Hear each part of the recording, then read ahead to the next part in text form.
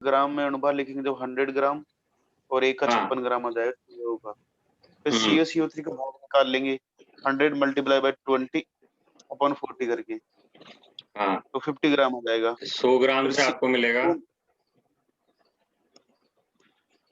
44 ग्राम CO2 और 56 ग्राम CO। ग्राम से मिलता है 44 ग्राम।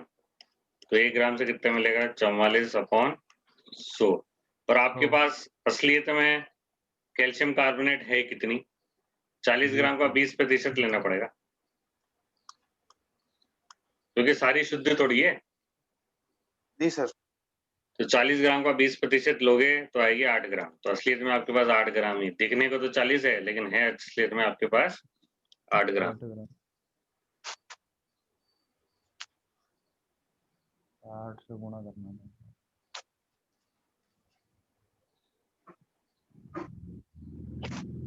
क्योंकि शुद्धता तो 20% ही है उसकी। जी सर।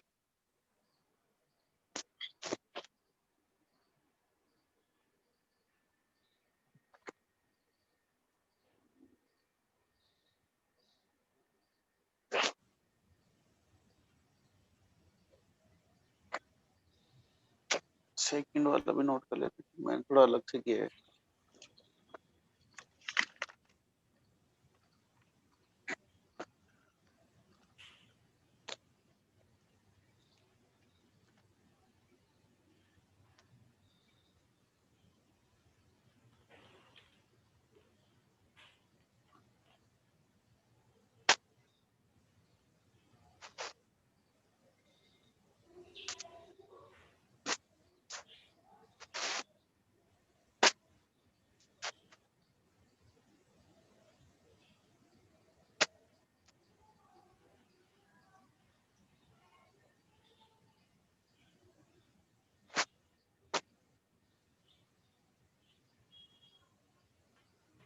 लिख लिया? एक मिनट। जी सर। अगला क्वेश्चन देखो। मेरे तो सर एग्जैक्ट 3.5 ही आया था। हाँ, तो अगर आधा मोल ऑक्सीजन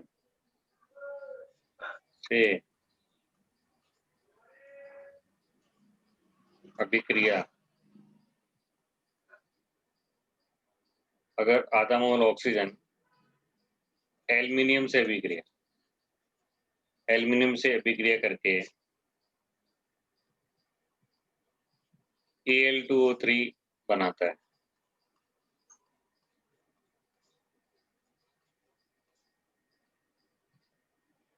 तो बताइए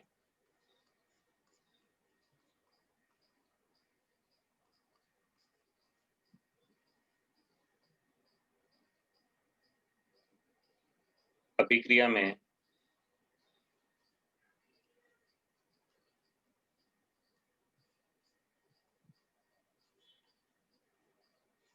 कितने ग्राम एल्युमिनियम का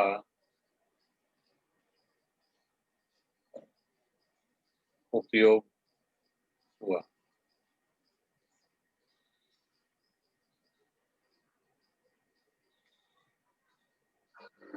अगर आधा मोल ऑक्सीजन से एल्युमिनियम अभिक्रिया करके Al2O3 बनाता है, तो बताइए अभिक्रिया में कितने ग्राम एल्युमिनियम का उपयोग हुआ?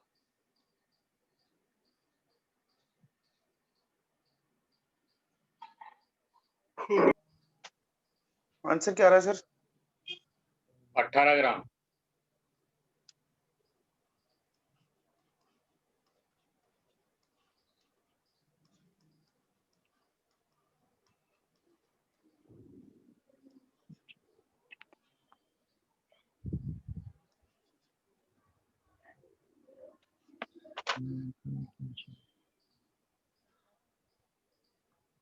सोलह फिर भी यार 18। देखो ऑक्सीजन की तो मोल की बात हो रही है ना, यस सर। और एल्युमिनियम की ग्राम की बात हो रही है, तो इसको मोल के मोल में रहने दो, इसको ग्राम में बदल दो। कितना होता है इसका? 27। जी सर। तो तो इसका हो जाएगा हाँ, 2 मोल ऑक्सीजन अभिक्रिया करता है 4 इंटू 27 ग्राम एल्युमिनियम से, है ना? 142 हो जाएगा। 2 मोल ऑक्सीजन 1 अभिक्रिया करता है 4 इंटू 27 ग्राम एल्युमिनियम से, तो 1 मोल अभिक्रिया करेगा 4 गुणा 27/2 और आधा मोल करेगा इंटू 0.5। जी सर। 0.5 को आपको 1/2 लिख सकता है। 1/2 भी लिख। जी सर। कितना आएगा? ये आ जाएगा 27 मल्टीप्लाई बाय 4 144 तो ऊपर आ जाएगा 144 डिवाइड बाय 14 तो 72 71 ऊपर तो 71 इंटू तो 71 अपॉन 2 तो 2 नहीं, अपन ने गलत कर दिया ना, 3 मोल आ गए। जी सर, यही तो ये काम से गलत आ जाएगा। 3 और 2 तो नीचे 3। हाँ सर, अब सही आ जाएगा। ऊपर 144 अपॉन नीचे 3। ये 2 से कट जाएगा ना 2 बार, जी सर, 2 बार कट वो गया। भी है। 2 बटा 272 ये 27 जी सर। 18 ग्राम। जी सर, एक मिनट नोट कर लेते हैं।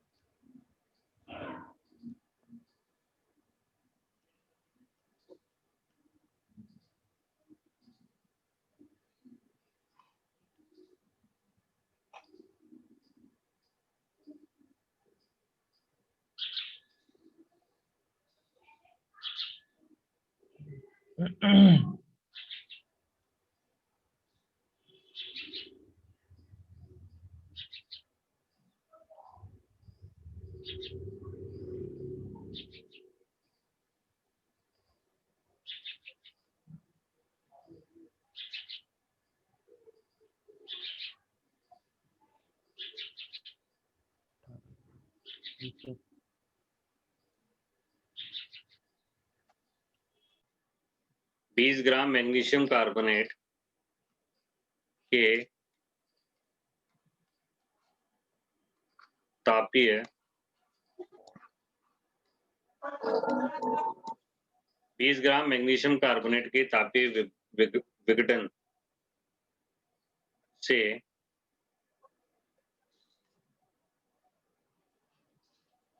8 ग्राम MgO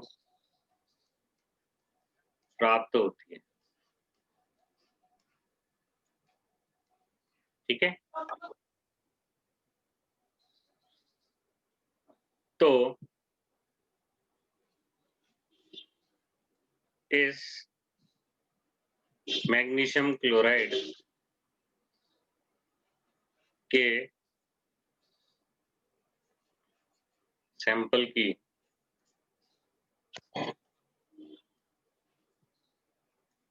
प्रतिशत शुद्धता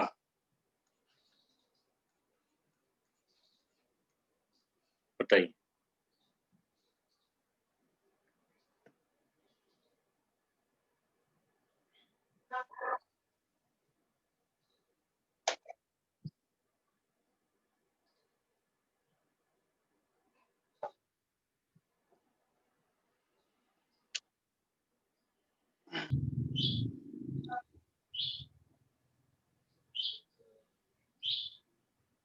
तो 84 से मिलना चाहिए 40, तो 1 से कितना मिलना चाहिए और 20 से इतना मिलना चाहिए 9.5। लेकिन आपको मिल जी सर। कितना रहा है? 8 ही मिल रहा है। मिलना तो कितना चाहिए, अगर पूरी तरह शुद्ध होता है तो 9.5 मिलता, लेकिन मिला 8 ही रहा है, तो 8/9.5 × 100, 84% शुद्धता है। अगर पूर्णतः शुद्ध होती तो 9.5 मिलता।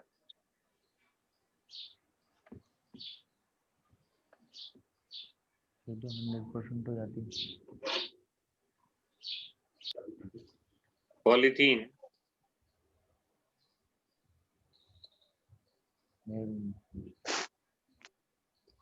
पॉलीथीन इथीन से प्राप्त होता है, बताइए आपको।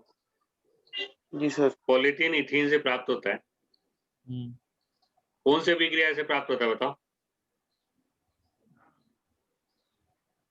पॉलीमराइजेशन से मिलता है ना। ये तो पता नहीं मुझे। इथीन, जो पॉलीथीन इथीन से प्राप्त होता है, फिर आगे लिखो, इथीन इथाइन के हाइड्रोजनीकरण से प्राप्त होता है। इथीन इथाइन के हाइड्रोजनीकरण से प्राप्त होता है। इथीन इथाइन के हाइड्रोजनीकरण से प्राप्त होता है।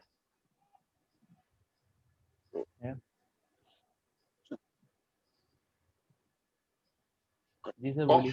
हाँ, और इथाइन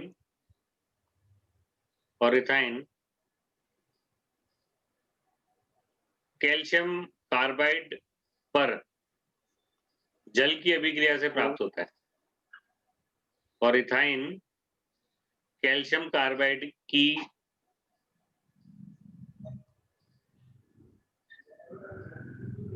जल से अभिक्रिया पर प्राप्त होता है।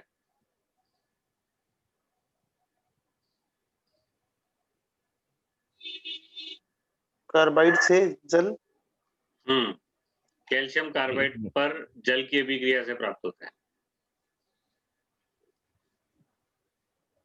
पॉलीमर है ना ये तो, पॉलीथीन तो। ठीक है, तो बताइए,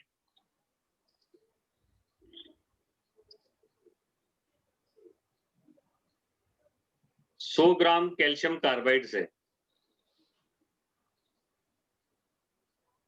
100 ग्राम कैल्शियम कार्बाइड से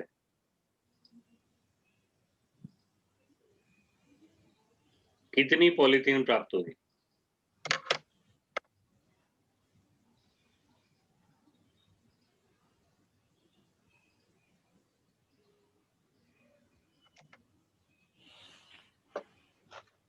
कोशिश करो, अच्छा क्वेश्चन।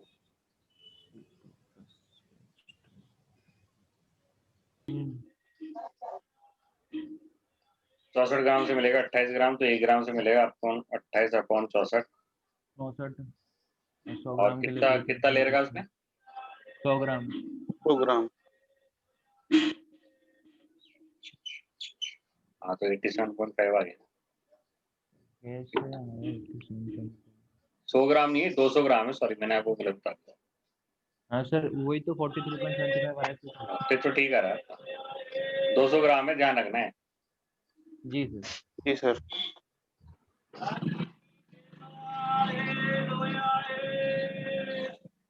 तो कैल्शियम कार्बाइड जल से अभिक्रिया करता है, इथाइन बनता है, इथाइन का हाइड्रोजनीकरण करवाओगे, इथीन बन जाएगा, इथीन का पॉलीमरीकरण करके पॉलीथीन।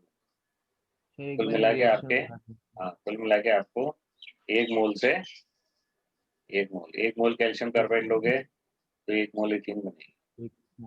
1 मोल का मतलब 64 ग्राम, 64 ग्राम से मिलेगी 28 ग्राम, 64 ग्राम से मिलेगी 28 ग्राम, तो 1 ग्राम से कितने मिलेंगे? 200 ग्राम से कितने मिलेंगे? इसमें आंसर आ जाएगा 87.5।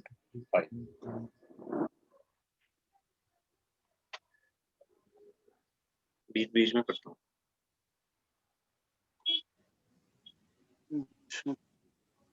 टाइम बचाने के लिए उसको रिज्यूम कर देता हूँ।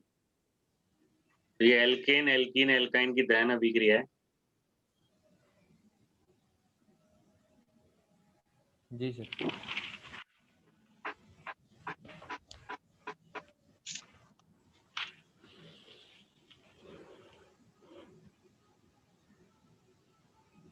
ठीक है,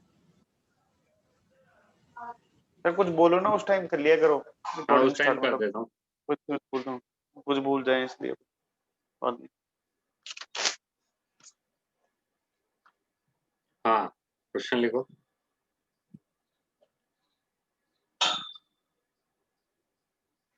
तीन ग्राम एथेन, 3 ग्राम एथेन जी सर, के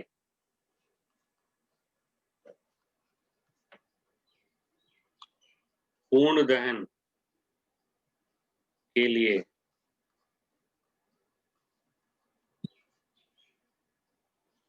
ऑक्सीजन का कितना आयतन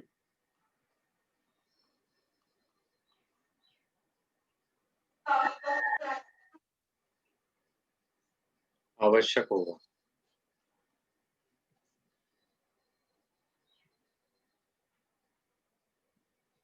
कितना आयतन आवश्यक होगा तथा CO2 का कितना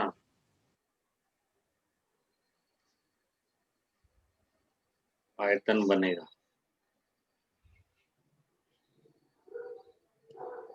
है ना, कितना आयतन बनेगा? ये सब किस पे निकालना है? एनटीपी पर। ST NTP XT